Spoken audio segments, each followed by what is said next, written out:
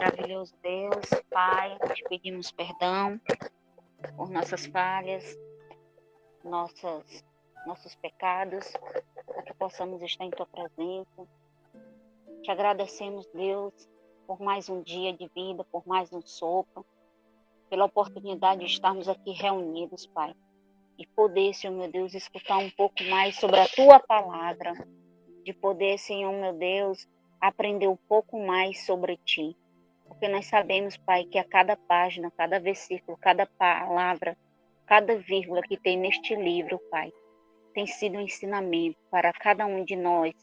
Tu tens nos ensinado de uma forma especial e pessoal a cada um, Pai. Muito obrigado, Pai, porque em meio a tantas lutas, a tantas coisas neste mundo, Pai, a qual, segundo a Tua palavra, estão se cumprindo, Pai, os dias se abreviarão. Nós já estamos no meio do ano. Obrigado, Pai, porque nós estamos vivos, porque nós temos sido testemunhas de tudo o que aconteceu. E seremos ainda testemunhas mais ainda. Mas esperamos em Ti, Pai, que todas as coisas sejam possíveis. Abençoa, Senhor meu Deus, a palavra que vai dar esta noite, Pai, ao pastor. E abre, Senhor meu Deus, o entendimento de cada irmã aqui presente, cada irmão presente. Abra o nosso entendimento para que nós possamos ouvir, compreender e guardar em nossos corações a palavra. Muito obrigada, Pai. Abençoa a palavra que vai ser dita aqui hoje. Em nome de Jesus, amém. Então vamos à leitura do texto de hoje, Apocalipse do apóstolo João, capítulo 3, que assim nos diz: Ao anjo da igreja em Sardes escreva, isso é o Senhor, ordenando a João. Estas são as palavras daquele que tem os 7 Espíritos de Deus e as 7 estrelas. Conheço as suas obras, você tem fama de estar vivo, mas está morto. Esteja atento, fortaleça o que resta e que estava para morrer, pois não achei suas obras perfeitas aos olhos do meu Deus. Lembre-se, portanto, do que você recebeu e ouviu. Obedeça e arrependa-se, mas se você não estiver atento, virei como um ladrão e você não saberá a que hora virei contra ti. No entanto, você tem aí em Sardes uns poucos que não se contaminaram com as suas vestes. Eles andarão comigo, vestidos de branco, pois são dignos. Ao vencedor será igualmente vestido de branco. Jamais apagarei o seu nome do livro da vida, mas o reconhecerei diante do meu Pai e dos seus anjos. Aquele que tem ouvidos, ouça o que o Espírito diz à igreja. Amém, queridos?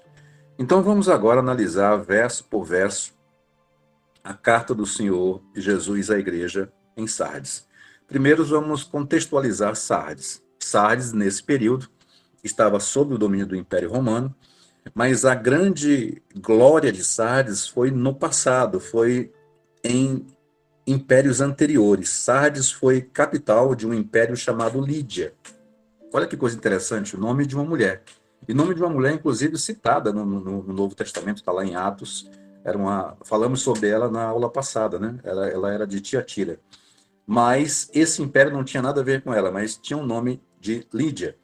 Então, Sardes era a capital desse império e era uma cidade grandiosa, era uma cidade conhecida por sua riqueza. Então, a grande importância de Sardes, ela foi no passado, ou seja, foi anterior àquele momento de João. Ela era importante? Sim, pela sua localização ela era importante, mas a glória, o apogeu daquela cidade, onde ela ficou muito conhecida, foi muito anterior à data em que João escreveu esta carta. Situado aqui quem era Sardes, vamos continuar a leitura. Ao anjo da igreja em Sardes escreva, né? Estas são as palavras daquele que tem os 7 Espíritos de Deus e as 7 estrelas. Vamos lá. Quem são os 7 Espíritos de Deus? Na introdução que nós fizemos aqui na nossa primeira aula, a minha esposa, inclusive, trouxe a leitura para vocês em Isaías 11, que eu vou repetir aqui a partir do verso 1, que diz assim: porque brotará um rebento do tronco de Jessé. Todo mundo sabe que Jessé era pai de Davi, por isso que as pessoas falam que o Senhor veio da raiz de Davi. E das suas raízes um renovo frutificará. Verso 2 de Isaías 11. E repousará sobre ele o Espírito do Senhor. Vamos lá. O Espírito de sabedoria, o Espírito de entendimento, o Espírito de conselho, o Espírito de fortaleza, o Espírito de conhecimento e o Espírito do temor do Senhor. Quando eu disse para vocês no começo que Apocalipse é a revelação do Filho de Deus, a revelação do Senhor, ele reafirma isso. Quando ele manda a carta, é como se ele dissesse assim, olha, gente, quem está escrevendo aqui a vocês sou eu. Eu estou reafirmando que eu sou aquele que vocês têm nas suas escrituras. Devemos lembrar que, à época, a palavra que era lida era o que estava registrado no Antigo Testamento. E como eles eram judeus, ela estava restrita principalmente à Torá, à Bíblia judaica. Então, o Senhor já tinha sido profetizado naquela época e ele faz questão de lembrar aquelas pessoas. Quem está falando com vocês aqui é aquele que foi profetizado por Isaías. Então eu estou me revelando, estou revelando novamente. Ele veio, agora está se revelando novamente ao seu povo e à sua igreja. Então os 7 espíritos são esses. As pessoas às vezes inventam tanta coisa, colocam tanta dúvida no Apocalipse, colocam o Apocalipse como algo assim muito misterioso. Alguém pode chegar e perguntar, pregador, tem alguns mistérios no Apocalipse? Tem. Nós vamos falar sobre isso em outras oportunidades. O nosso estudo ele vai estar restrito às 7 cartas às igrejas, né? Continuando a leitura. Então, nós já vimos o que é os 7 espíritos de Deus. As 7 estrelas são as 7 lideranças, são os pastores. É o Senhor reafirmando que ele tem essa liderança em suas mãos. É ele dizendo para aqueles às quais as cartas foram escritas, de que apesar de tudo que estava acontecendo, apesar de toda a opressão, apesar de toda a dificuldade, apesar de toda a perseguição, mas o Senhor tinha a sua igreja e a sua liderança nas mãos, né? E olha que coisa interessante, a gente vem perdendo isso ao longo dos anos, a gente vai já falar na aplicação da palavra, de que muita gente se avilta hoje de dizer assim, a minha igreja. Gente, a igreja é do Senhor. A igreja é do Senhor. A noiva só tem um noivo. A noiva não tem ficantes. Ela só tem um noivo. E esse noivo é o nosso Senhor Jesus. Não tem outro. A igreja é dele. E ele tem na mão essa liderança. Ele tem na mão os seus pastores. É isso que ele está falando àquele povo. Continuando. Agora vem a coisa bem interessante, a parte bem interessante. Conheço as suas obras. Você tem fama de estar vivo, mas está morto. Que coisa forte de se falar. Você já pensou? Você recebeu uma carta com essa natureza? Nós vamos já fazer a aplicação, vamos falar um pouco, porque a palavra viva do Senhor é aquela que a gente aplica à nossa vida, à nossa realidade. Senão ela é só mais um texto. Então a gente está estudando aqui para que você conheça um pouco, para quando você ouvir uma mensagem, você saber do que as pessoas estão falando, estão pregando, mas também essa palavra precisa ser aplicada ao nosso tempo. E o que será que o Senhor quis dizer à igreja em Sardes quando ele diz assim, conheço as suas obras, você tem fama de estar vivo, mas está morto. Meu Deus, que tipo de morte é essa? A Bíblia fala sobre uma morte, e uma morte para a igreja, e nós somos a igreja, né? E a morte que a Bíblia mais fala é que é o resultado, que é a paga, que é o salário do pecado.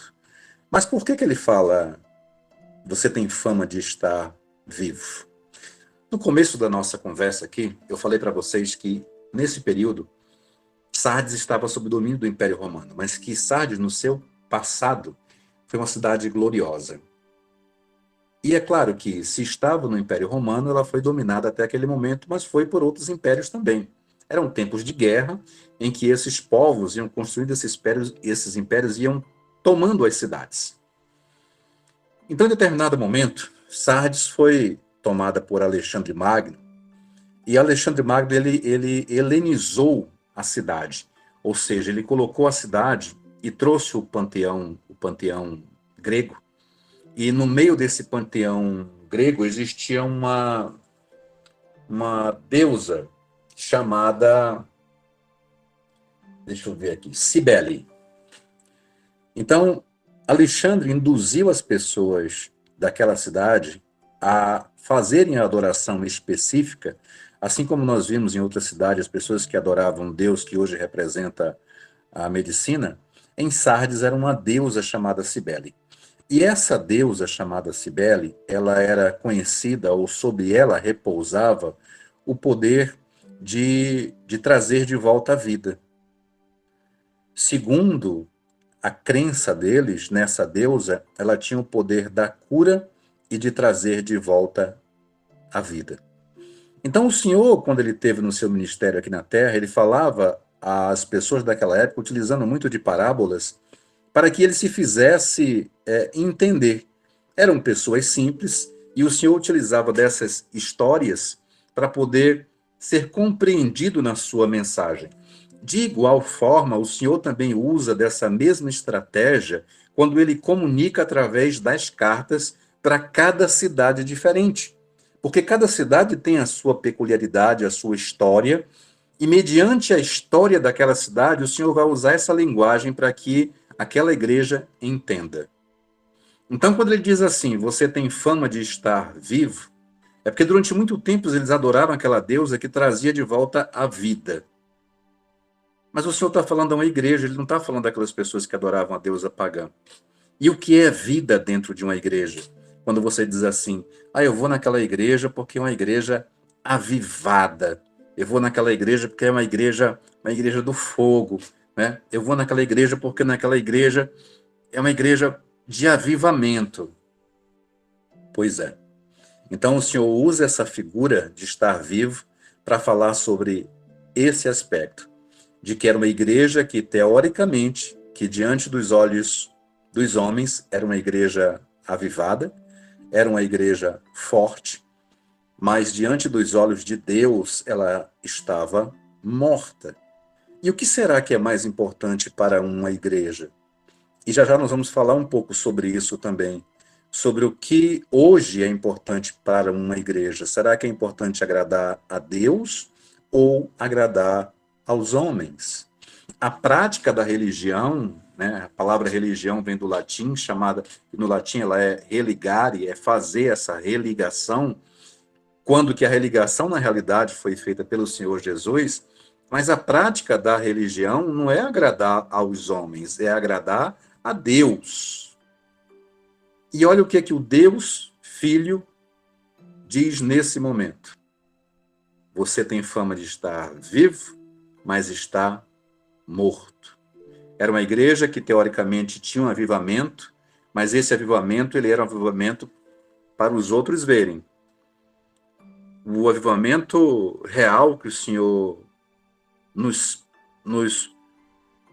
diria nos cobra, mas que o Senhor deseja de cada um de nós, e o Senhor já tinha deixado esse avivamento ou essa adoração descrita quando aqui ele esteve, onde ele disse que o que importava e que o Senhor iria buscar e que estaria em busca daqueles que o adorassem em espírito e em verdade. Se ele fala que a adoração a ele precisa ser em espírito e em verdade, essa adoração em Sardes não era nem verdadeira e nem espiritual. E é preciso que seja espiritual, porque quando ele fala assim, eu sou aquele que detém os 7 Espíritos de Deus, ele está falando de que ele é um Deus pleno, que ele é um Deus integral, que ele é um Deus completo. Então ele requer da mesma forma uma adoração que seja dessa maneira. Ele não quer uma adoração pela metade, ele não quer uma adoração uma parte para ele, outra parte para o mundo. E nós vemos que esse mundo é que havia entrado dentro da igreja em Sardes. Não foram os nicolaítas, não foram falsas profetisas, não foi a pressão pela adoração ao panteão greco-romano, não. foi o mundo. O mundo começou a entrar dentro daquela igreja. E aos olhos do mundo, ela continuava sendo uma igreja avivada, mas aos olhos de Deus, ela estava morta. Vamos continuar a leitura no verso 2, diz assim: esteja atento, fortaleça o que resta e que estava para morrer, pois não achei suas obras perfeitas aos olhos do meu Pai. Lembrando aos irmãos que eu estou fazendo a leitura na NVI, que é a versão internacional, de fácil compreensão. Talvez você vai encontrar aí o termo perfeito aos olhos do meu Pai, integral aos olhos do meu Pai, mas tem esse mesmo sentido. E olha o alerta que o nosso Senhor faz, né? Esteja atento. Quando ele diz esteja atento, mais uma vez ele quer facilitar a compreensão da sua mensagem. Porque outrora, alguns séculos atrás, a cidade de Sardes passou por 2 invasões, e essas invasões elas foram feitas de forma sorrateira. Quando a cidade foi dominada, ela foi dominada porque os habitantes não estavam atentos àqueles que queriam invadi-la. Então o Senhor faz essa relação de atenção para que eles compreendam a seriedade do que ele está dizendo. É como se ele estivesse dizendo assim, aquela igreja naquela cidade: vocês lembram que vocês, por desatenção, foram invadidos 2 vezes? Então vocês estão sendo desatentos aqui de novo. Prestem atenção. Prestem muita atenção no que eu estou dizendo. Prestem muita atenção no que eu estou dizendo. Fortaleça o que resta e que estava para morrer. Quando o Senhor diz isso, ele quer dizer que naquela igreja não existia só um tipo de crente. Ou seja, 100% dos crentes não estavam mortos, como ele falou no verso 1. Nós vemos que naquela igreja existiam os crentes mortos, existiam os crentes que estavam ali com preguiça, que estavam ali envergonhados, que estavam ali sem disposição, que estavam ali sonolentos, que não queriam participar, que faziam as obras por fazerem. E se ele diz, esteja atento, tem um outro tipo de crente quando ele diz assim: fortaleça o que resta e que estava para morrer. Então nós temos 3 tipos de crentes na igreja em Sardes: os mortos, aqueles que estão fraquejando ali, sonolentos, e nós temos aqueles que ainda estão atentos, para os quais o Senhor está falando esse verso número 2. Pois não achei suas obras perfeitas aos olhos do meu Deus. Lembre-se, portanto, do que você recebeu e ouviu.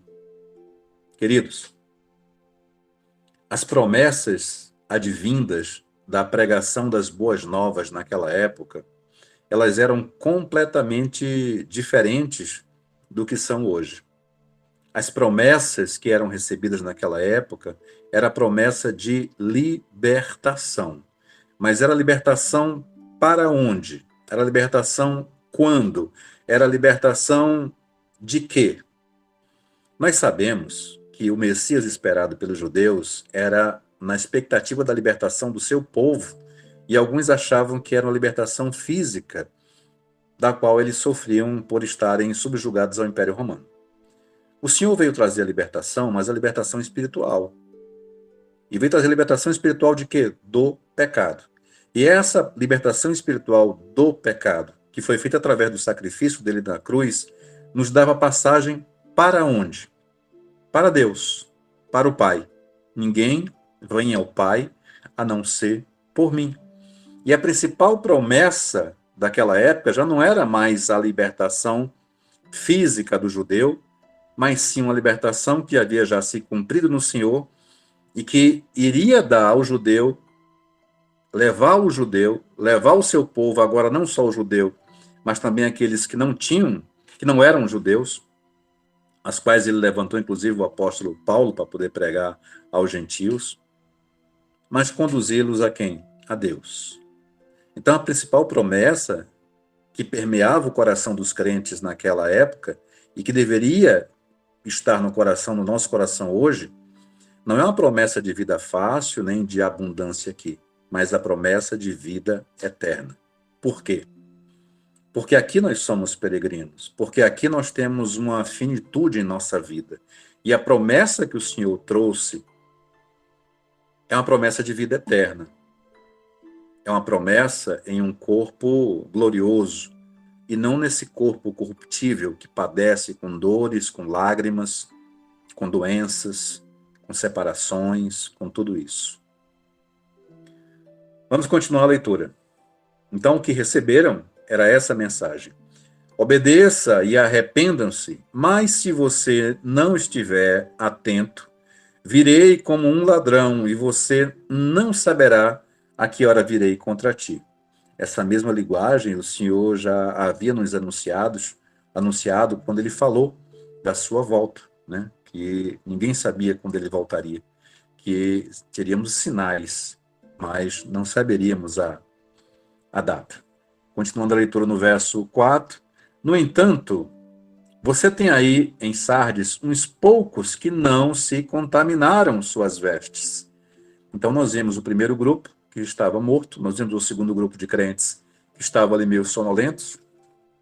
E quem nunca teve sonolento na sua vida de fé? Né? Levanta a mão aqui quem nunca teve. Todos nós já tivemos. Todos nós já tivemos naquele momento de desânimo. Só que naquela igreja isso estava muito exacerbado. Era muita gente desanimada, era muita gente sonolenta. Mesmo assim, ainda era tida como uma igreja avivada. E isso traz uma mensagem muito forte para os nossos dias. No entanto, você tem aí em Sardes uns poucos que não contaminaram as vestes. Eles andarão comigo, vestidos de branco, pois são dignos. Mais uma vez, essa promessa é para a eternidade. Até a década de 60, 50, 60, a pregação nas igrejas protestantes, que hoje são conhecidas como igrejas evangélicas, basicamente era sobre salvação. Nós não tínhamos um outro tema na década de 40, 50, 60, era só sobre salvação. 70, nos anos 80 foi que a coisa começou a mudar. Mas vamos continuar aqui.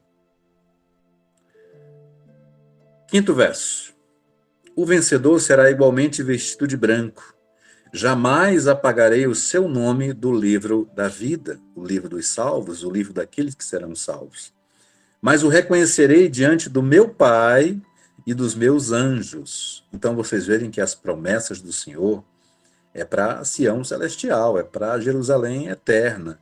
Né? As promessas do Senhor não são para um tempo que tem finitude, não é para um tempo que se acaba, não é para um corpo que padece. Né? As promessas do Senhor é para a vida eterna. E as pessoas estão perdendo, assim como estavam perdendo naquela época, a noção do que é eternidade. Do que é eternidade. É para sempre. O apóstolo Paulo disse que o que a gente passa aqui não se compara pelo que há de vir. Não tem nenhuma comparação. Continuando. Aquele que tem ouvidos, ouça o que o Espírito diz às igrejas. É interessante esse final, né? O Senhor sempre termina assim. Aquele que tem ouvidos, ouça o que o Espírito diz às igrejas. Será que nós temos esse ouvido para ouvir o que o Espírito está falando essa noite? A gente termina aqui o estudo e agora nós vamos fazer a aplicação desse mesmo texto para os dias atuais. O que não muda aqui, queridos, é o Senhor Jesus. Aquele que tem os 7 Espíritos de Deus, ele continua o mesmo. Ele não mudou. Ele usa o apóstolo João para reavivar na mente daquelas pessoas quem ele era. E o que será que o Senhor está fazendo conosco aqui essa noite? Por que será que ele escolheu vocês para estarem aqui esta noite? Por que será que ele escolheu você que vai nos assistir pelo canal do YouTube para ouvir essa mensagem? Será que é por mero conhecimento? Ou será que a mensagem também é para você? Será que quem tem ouvidos ouça? Será que não está falando com você também essa noite? Será que um pouco dessa igreja de Sardes, como eram das outras igrejas que nós estudamos até o dia de hoje, não tem a ver com o nosso dia, com o nosso momento, com a nossa circunstância, com a nossa igreja? É preciso a gente fazer uma avaliação. A palavra do Senhor só é rema, só é viva, quando você consegue adentrar dentro dessa palavra. E ela não é só um sermão, ela é um alimento. A palavra viva, ela te alimenta, porque ela traz até você a figura de Jesus. E o próprio Jesus, ele disse que ele é o maná verdadeiro. O próprio Jesus disse que o povo de Israel recebeu o maná quando era alimentado na saída do Egito, que era o maná dado por Moisés, através de Moisés, mas o Senhor disse que ele era o maná verdadeiro, porque ele dá a vida. Então, um estudo e uma palavra como essa, que às vezes exorta, mas que traz promessa, ela só se torna rema se você absorvê-la a tal ponto dela ser para você um alimento espiritual. Por isso a aplicação aos nossos dias. Vamos lá. Vamos voltar aqui à leitura para fazer a nossa aplicação. O Senhor se identifica, ele não muda, aquele que tem os 7 espíritos. Ele diz que também tem as 7 estrelas, e ele tem realmente em suas mãos. E ele diz que tem fama de estar vivo, mas está morto.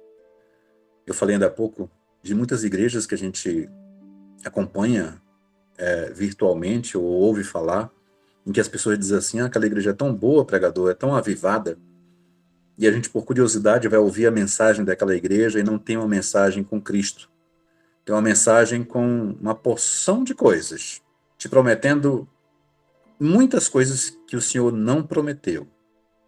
E, na realidade, nós temos uma figura no Novo Testamento que levou o Senhor ao pináculo, ao ponto mais alto, na sua provação, e fez uma série de promessas. Não foi o Senhor Jesus, foi esse outro ser. E nós temos que estar muito atentos a isso. Porque as promessas do Senhor são essas que nós vemos aqui, descritas nas 7 cartas. Quem tiver ouvido, ouça. Aquele que perseverar, aquele que vencer, aquele que continuar com fé, vai ter o seu nome escrito no livro da vida, vai andar com o Senhor, vai estar com Ele, vai participar da sua glória. Mas quais são as promessas que são feitas hoje em muitas igrejas que são consideradas pelo mundo avivadas? Quais são as promessas? Uma igreja onde você tem uma adoração em espírito e em verdade é a igreja que prega a Cristo. É a igreja onde você vê o reflexo de Cristo. É a igreja onde você vê a tortura da cruz. É onde você vê o sacrifício que foi feito. É onde você vê que você não era capaz, e nenhum homem era capaz, de fazer aquele sacrifício. Então, muitas igrejas que parecem vivas, hoje em dia, estão mortas. E falar de avivamento para os cristãos é algo tão distante que muita gente não sabe nem de onde veio. 1517, 31 de outubro de 1517, um padre, um frade, ele, inconformado com algumas doutrinas da igreja, ele vai até uma catedral e ele prega na porta daquela catedral 95 teses. E é um fato histórico. Esse frade, esse padre, chamava-se Martinho Lutero. A partir dali surge um movimento que fez nos chegar até o dia de hoje, até o dia 6/6 de 2022. Era um movimento dos protestantes. Era um povo que protestava pelo que a religião da época, que dominava a época, estava fazendo e pregando de errado. E só para vocês terem ideia, uma das coisas em que ele identificou e que era incorreto naquela época era a questão das indulgências. Era a igreja, mediante uma doação que você fizesse, ela perdoava os seus pecados. Era você comprar a sua vaguinha, o seu terreninho ali no céu. Outra coisa que ele batia, era muito forte nisso, era a venda das relíquias. A igreja vendia um pedacinho de osso de São Paulo, um pedacinho de osso de São Pedro, e por aí ia. Surge um movimento e por 2 séculos a igreja sofre um avivamento. Essa igreja que surge forte, pulsante, protestando contra aquilo que se pregava, dizendo assim, isso aqui não é do Senhor, esse tipo de coisa não era a mensagem do Senhor. Ela passa por esse tempo avivada, mas depois ela esfria. Depois ela é dominada por governos, ela se torna Estado, ela muda. Ela morre. Na história contemporânea, nós vimos, em 1906, uma outra história muito parecida, dessa feita nos Estados Unidos, em Los Angeles, e é um movimento conhecido como o avivamento da Rua Azusa. E isso ficou conhecido no mundo todo. No mundo todo. Para quem gosta do movimento pentecostal, é obrigação você saber desse assunto. Mas durou pouco tempo. Depois, morre. Então essa mensagem, ela vem ecoando desde quando o apóstolo João registrou nesse livro até os dias de hoje. No surgimento do movimento protestante, era real o avivamento. Da Rua Azusa era real o avivamento. E hoje, qual é o avivamento real que nós vivemos? Porque esses avivamentos, eles traziam de volta o povo a uma adoração genuína. A adoração em espírito e em verdade. A verdade de Lutero lá atrás, adoração em espírito da Rua Azusa. E hoje, qual é o avivamento que você vê? Então, essa carta ela é muito atual. E o Senhor faz um chamado, né, no verso 2, quando ele diz assim, fortaleça o que resta e que estava para morrer. Hoje, nessa segunda-feira, quem é você? Você é aquele qual o Senhor está destinando esse texto, dizendo assim, ei, olha para tua irmã que está aqui do lado nessa live. Claudisleia, olha para Rosemary. Ela não está bem, ela está fraquinha, ela está ali sem ânimo. Fica atenta, olha para ela, vai lá e fortaleça. Quem é você? Você é essa? Ou você é a Claudisleia? Ou você é a Rosemary? Porque se você for a Rosemary, a mensagem também é para você. Para que você busque alguém com disposição para não deixar você cair mais, para não te enterrar mais, para não te deixar mais baixo da onde você está se sentindo. Compreendem a amplitude dessa mensagem?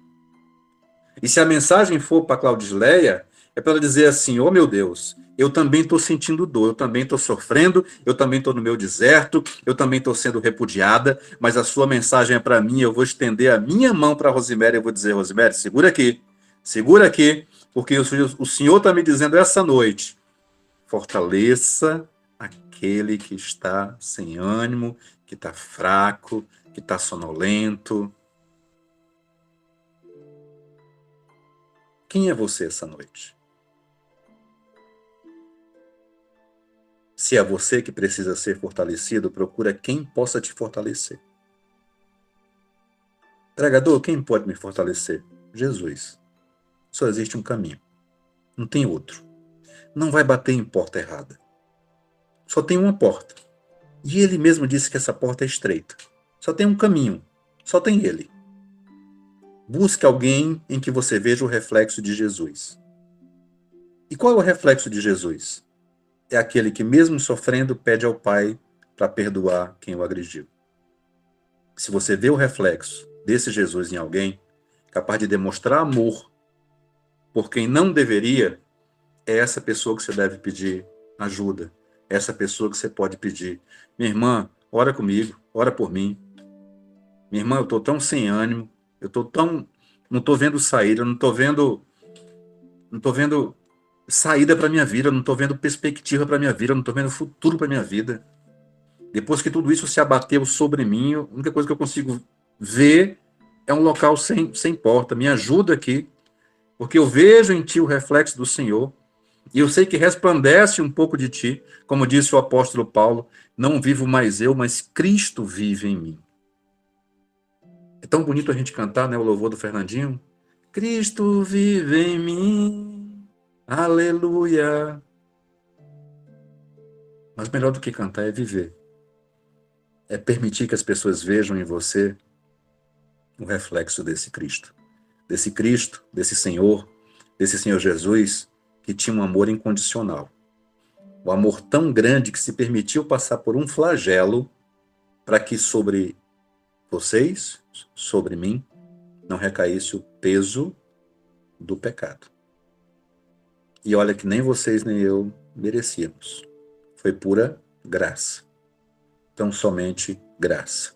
Foi graça sobre graça. E se você acha que você não merece, a palavra diz que onde abundou o pecado, a graça vai ser muito maior, vai super abundar. Porque às vezes nós nos sentimos assim, meio desanimados, não é? Mas essa mensagem é para você hoje. Ó, para cima, olhar para o alto, de lá que vem o teu socorro, como disse o salmista. Ele continua: lembre-se, portanto, do que você recebeu e ouviu, o que é a palavra de Deus. Arrependam-se. A nossa oração hoje, nossa irmã Solange começou a oração dessa live clamando pelo Senhor por perdão, né? Uma grave demonstração de arrependimento. Ele fala sobre... vamos lá. No entanto, você tem aí em Sardes uns poucos que não se contaminaram com as suas vestes. Gente, isso aqui é muito sério. O que é se contaminar com as suas vestes? Se contaminar contaminar permitindo que suas vestes sejam sujas é permitir que o mundo adentre ao exercício da nossa fé.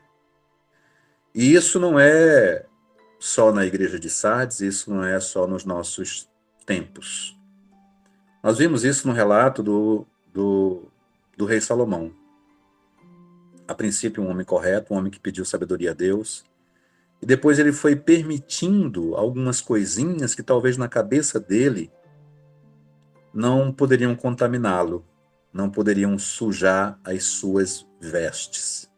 E essas coisinhas acabaram por contaminá-lo a ponto de Salomão ser o último rei que reinou sobre um povo unificado. Depois que Salomão morreu, a história em Israel estrambelhou.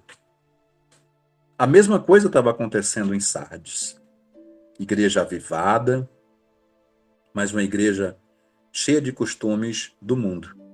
E olha que não era como as outras igrejas, que esses costumes eram de adoração aos deuses pagãos, mas eram coisas tidas como pequenas e que iam entrando devagarzinho na igreja e iam sujando as vestes. E isso acaba acontecendo nos dias de hoje, tanto nas igrejas quanto na nossa vida pessoal. Nas igrejas, querendo cada vez mais atrair pessoas, as igrejas acabam mudando. Hoje você tem igrejas que têm um visual que parece mais boates do que uma igreja. Por quê? Porque agrada um determinado público. Nós temos igrejas hoje que, para atrair, para segurar as pessoas, usam de artifícios que não sejam a palavra de Deus. E na nossa vida, o que nós temos permitido que entre devagarzinho e acaba contaminando as nossas vestes? Porque é muito fácil a gente estar criticando aqui as igrejas. Só que nós somos as igrejas. Nós fazemos parte desse corpo. Sabe quando alguém diz assim, tu é membro de qual igreja? Tu é membro dessa igreja. Tu é membro desse corpo. Tu faz parte desse corpo. Então tu acaba se contaminando também, mesmo que em nível pessoal e não de congregação. Que contaminação é essa, pregador? Toda vez que você permite sentir um pouco de inveja, toda vez que você permite que a vaidade seja maior do que o teu cuidado pessoal, toda vez que você permite que a fofoca entre em você, no seu lar, no teu círculo, toda vez que você permite e coloca com muita alegria uma mochila nas tuas costas chamada mágoa, toda vez que você se nega a liberar um perdão. E sabe o que é muito engraçado, queridos? É que o Senhor falava naquela época uma igreja avivada. E você, quantas vezes você orou o Pai Nosso? O modelo de oração que o Senhor nos ensinou. Pai nosso que estás no céu, santificado seja o vosso nome. Venha a nós o teu reino, seja feita a tua vontade, aqui na terra como no céu. O restante? Perdoai os nossos pecados, assim como nós perdoamos a quem nos tem ofendido. É assim? Acho que é. Mas será que você lembra disso quando você chega para mim ou para minha esposa e diz assim: eu quero perdoar, mas o meu coração não consegue. Eu não consigo perdoar. O que ele fez comigo, eu não consigo perdoar. O que a mãe dele fez comigo, o que a família dele fez comigo, eu não consigo perdoar. Opa, peraí. Então você é crente, é avivada, vai à igreja, congrega, ora o Pai Nosso. Mas o Pai Nosso diz que se eu não perdoar, é para o Senhor não me perdoar. Então, automaticamente, quando eu não libero perdão, eu estou trazendo sobre mim condenação. É isso mesmo? Será que é isso? Peraí, bugou agora. É isso. É isso. Então é fácil a gente tecer críticas como direcionadas a uma igreja enquanto instituição. Mas quando a gente divide essas críticas e traz para o nosso pessoal, que é o mais importante, a gente acaba dizendo assim: ops, vou olhar aqui no espelho, o que estou vendo aqui não é legal, não. O que eu estou vendo aqui não é legal, não. Até agora estava legal, porque o pregador estava falando só sobre igreja. Eu vou lá na igreja e tal, mas sobre a igreja não está falando comigo, não. Está falando com o pastor, com a liderança. Mas você é membro, você é o povo de Deus, você é aquele que ele diz que ele não vai tirar do livro da vida. Você é aquele que ele diz que vai te apresentar ao Pai, aos anjos, que ele vai te reconhecer diante do Pai, que ele vai dizer assim: Pai, está aqui a Solange, serva fiel. Ele vai identificar os anjos dele e vai dizer: olha, isso aqui é a Claudisleia, tua serva fiel, perseverou até agora. Então, quem é você? Quem é você dentro dessa carta à igreja de Sardes? O Senhor é tão maravilhoso, Ele é tão bom, que Ele deixa para a gente registrado e Ele pergunta quem você quer ser dentro dessa carta. Você quer ser aquele do qual Ele vai vir sobre como ladrão, sem você esperar? Ou você é aquele que é aquela que quer ser reconhecida por Ele diante de Deus e diante dos anjos? Quem é você? Você é aquela que irá experimentar a justiça de Deus?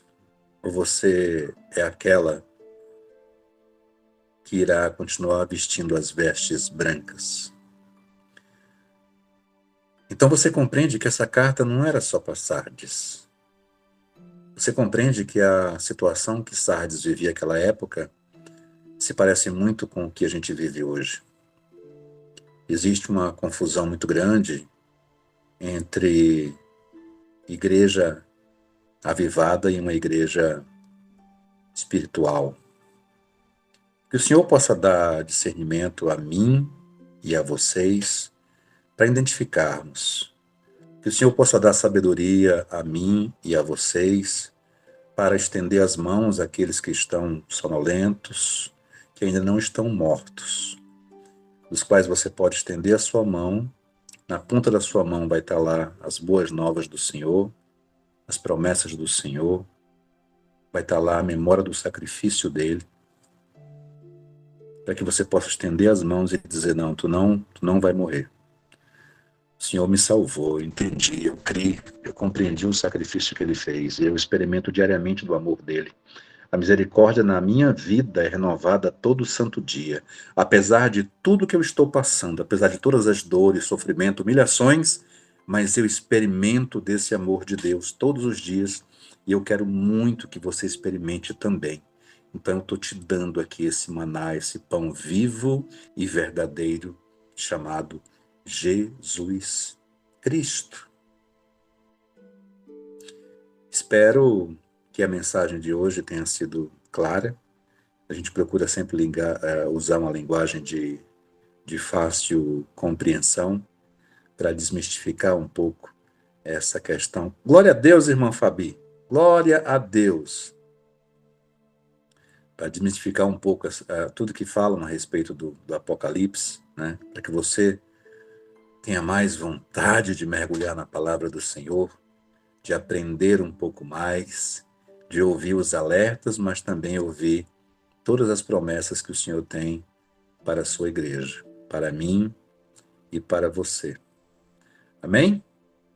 Então nós estamos aqui com 1 hora de mensagem, temos um encontro marcado no próximo sábado, a entrega do jejum, e na segunda-feira temos um novo encontro aqui para falarmos um pouco mais sobre as cartas às igrejas em Apocalipse. Eu vou estar bem mais feliz porque eu vou estar em casa e certamente vocês vão perceber aí a diferença do pregador. Amém, povo de Deus? Tem gente que fica cobrando amém no meio da mensagem, né? Amém. E eu peço amém porque o amém é uma concordância. É você dizer assim, eu concordo com o que você falou aí, seu gordinho de óculos. Então eu estou dizendo amém por isso. Deixa eu ver aqui. Amém, né? E que cada dia o Senhor possa nos dar essa compreensão e entendimento necessário, né, pastor? Porque muitos se perdem por falta de conhecimento e a gente lê um pouquinho todo dia algo a mais que o Senhor mostra, algo mais que a gente aprende. Então é muito bom esse tempo que a gente tira para estudar. E não é de agora, irmã Solange, porque o próprio Senhor Jesus já disse, o meu povo perece. O que é perecer, né? É sofrer, meu povo sofre por falta de conhecimento. E qual é o conhecimento que o Senhor estava falando naquele momento? É o conhecimento da verdade, é o conhecimento da vida, é o conhecimento do caminho, é o conhecimento da redenção, é o conhecimento do perdão, é o conhecimento do amor, né? Essencialmente amor. É o conhecimento da justiça, é o conhecimento da ira, é o conhecimento da morte. É todo esse conhecimento que hoje as pessoas não querem adentrar. E digo mais, queridos. Quando o Senhor falou isso, não tinha internet. Hoje, eu fiz uma leitura aqui na NVI, você tem à sua disposição quantas e quantas versões bíblicas que você quiser. Se você é uma pessoa que gosta de termos mais tradicionais, você vai buscar uma versão mais tradicional. Se você quer uma compreensão com termos a coisa mais mastigada, você procura para tentar compreender mais. E aí vem a pergunta, por que o povo não quer mergulhar, não quer conhecer? Já que o próprio Senhor Jesus disse que o povo dele perecia por falta de conhecimento. Por que as pessoas preferem ouvir e sequer vão conferir aquilo que estão ouvindo? Toda vez que a gente leva uma mensagem loco, uma mensagem presencial, a gente sempre diz assim, ó, não acreditem em mim. Eu falo isso. Minha esposa também, de vez em quando, fala, não acreditem em mim. Vão conferir se está na Bíblia. Mas hoje a Bíblia, às vezes, virou um objeto de decoração. As pessoas, às vezes, carregam a Bíblia para serem identificadas, ou então tem a Bíblia em casa como objeto de decoração, sempre aberta no Salmo 23, né? Mas não leem, tem medo, tem receio, acham que não era saudável, que não é de fácil compreensão, mas espera aí, se o Senhor teve essa preocupação de dizer assim, não, eu vou falar aqui de forma mais fácil para ver se o povo entende, será que ele não quer que você leia, que você compreenda? Se a palavra de Deus é a revelação do Senhor Jesus, e que ele diz que ele é o único caminho que leva eu e você a Deus, será que ele não quer que a gente busque, que a gente vá atrás desse caminho? É claro que ele quer. É claro que ele quer. E essa história de dizer assim, ah, pregador, eu não tenho tempo. Tem. Olha que você tem. Começa a calcular aí quanto tempo você usa no TikTok, quanto tempo você usa no WhatsApp, quanto tempo você usa no Facebook, quanto tempo você usa no Twitter, quanto tempo você usa no Quai. Começa a calcular aí, depois você me diz se você tem ou não tem tempo de você fazer uma leitura por dia, uma leitura curta, se aprofundar nela. E essa leitura não é para você dizer que você sabe, é para você se alimentar. É para você entender que a Bíblia está falando com você. Sabe, gente, nós ouvimos muitas pessoas dizerem assim, pregador, eu estou esperando uma resposta de Deus, mas Deus não fala comigo. Fala. Sei que não quer ouvir. E você tem uma grande vantagem de você poder ouvir a voz de Deus a hora que você se dispor a ouvir, através da Bíblia Sagrada. Porque lá tem resposta para todos os seus questionamentos você vai encontrar. Todos. Todos. Perrengue financeiro tem resposta na Bíblia. Perrengue amoroso tem resposta na Bíblia. Perrengue espiritual tem resposta na Bíblia. Resposta sobre divórcio tem. Questão sobre divórcio tem resposta na Bíblia. A nossa querida irmã Neta estava contando uma situação de alguém lá do Espírito Santo, lá de Vitória, em que a pessoa dizendo assim, eu estou nessa questão do divórcio e eu estou orando a Deus para ver o que Deus me responde. Deus já respondeu. A pessoa que não quer ouvir. E a resposta de Deus foi, Deus odeia o divórcio. Ou você acha que só porque você é branquinha, amarelinha, moreninha, né, crentezinha, Deus vai dizer para você assim, não, irmã, eu gosto muito de você. Porque eu escrevi lá dizendo que eu odeio o divórcio, para você não vale não. Vale só pro resto do povo, para você não vale não. Você acha? Aí você acha que Deus não fala com você? Será? Pregador, eu estou sofrendo tanta perseguição, eu já orei ao Senhor sobre o que eu devo fazer e Deus não me responde. Responde. Deus já disse para você que se alguém te pedir para andar 1 milha, anda 2. Já disse que se te der um tapa de um lado do rosto, oferece o outro. Deus já disse para você orar pelos que te perseguem e amar os teus inimigos. É você que não quer ouvir.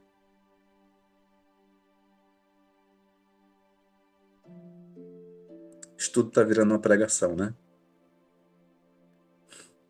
Então, bora encerrar. Vamos chamar a irmã Claudisleia, você está por aí ainda?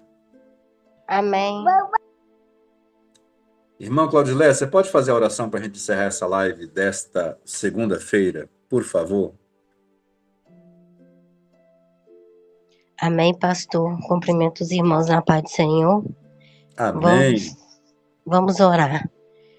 Soberano Deus Pai, diante do Senhor, me prostro neste momento, engrandecer e agradecer ao Senhor pelo dia abençoado que o Senhor nos permitiu, pela essa semana que está se iniciando, Pai. Diante do Senhor, eu apresento a vida de cada um irmão que aqui está, apresento a família de cada um aqui que está. Pai, diante do Senhor, glorifico pelos ensinamentos que o Senhor tem nos permitido, porque é um privilégio podemos estar nesse curto tempo, nessas curtas horas, curtos minutos, falando de Ti, aprendendo de Ti e podendo aplicar aquilo que estamos aprendendo. Pai, obrigado. Obrigado por estar guiando os nossos pensamentos, por estar guiando os nossos passos, por estar nos dando a direção correta. Porque somos falhos, somos pecadores, somos pó, somos barro, e de nada de nós, meu Pai, se aproveita. O que temos é do Senhor, o que somos é para o Senhor, porque o Senhor é tudo. Do Senhor são todas as coisas, para o Senhor são todas as coisas. Engrandeço a Ti e te agradeço, meu Pai, porque podemos aprender mais um pouco deste livro profético do Apocalipse. Estamos podendo, meu Pai, muitos aqui estão tendo a mente aberta, como eu, está entrando nos nossos corações e a gente está entendendo o que muitos ainda não sabiam. Obrigado, meu Pai, por permitir a sabedoria ao pastor, por permitir palestrar a ele, ao coração dele, as suas palavras, para que ele pudesse passar a nós. Obrigado pela vida do pastor, pela vida da pastora, pela família deles, por estarem dispostos, meu Pai, a caminhar conosco nesses processos, a caminhar conosco nesse deserto. Porque não é fácil, Jesus. Não é qualquer um que estende a mão para ajudar. Não é qualquer um que está lado a lado. Não é qualquer um que está caminhando. Obrigado pelo Senhor estar guardando a vida deles, a família, está guardando o lar deles.